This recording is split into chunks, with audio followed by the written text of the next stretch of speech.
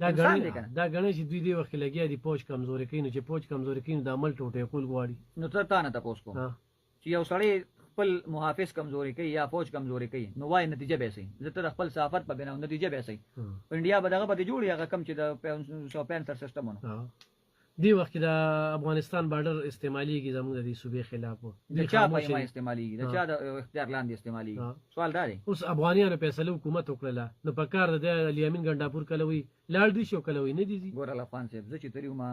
د دینه مخکم چې کله د افغانانو رونو د انخلا سیستم زه تلیو ما په خپل لاس راشنم ورکړی د ویډیوګانو به تاسو کتلې میو دغه حالت ما غسته کم چې حقیقت ته به وایو افغان صاحب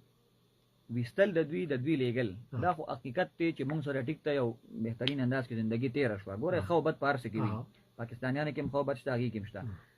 خو به تقاضای مسلمانان لکه مسلمانی دین ملت او به تقاضای پاکستانی توبه او انساني مونږ باندې قدردانو یو حقوق دادي د دوی چې مثال یا بننزي یا بسبازي یا ببل ورزي خو په داسې انداز باندې چې دوی پسې مونږ الاله باسو لکه د دې بنیادی حقوق ولور کو په طریقه او په عزت باندې مونږ دی رخصت کو هغه وجه دا چې دا یو گاوند مثال دی ٹھیک شو کنه لکه موږ مثال زه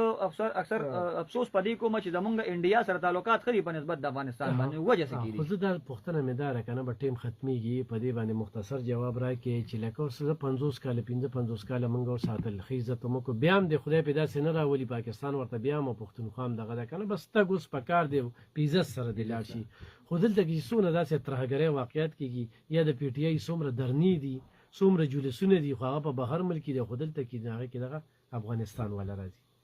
نو یو حکومت لره د خلاف کوټلې ګامونه پورته کول پکار دي ځکه چې دا کار سیریس دی او بل د دوی چې کم هغه خلک دي چې هغه شر پسند دي نو هغه باندې 100% زیات سختی پکار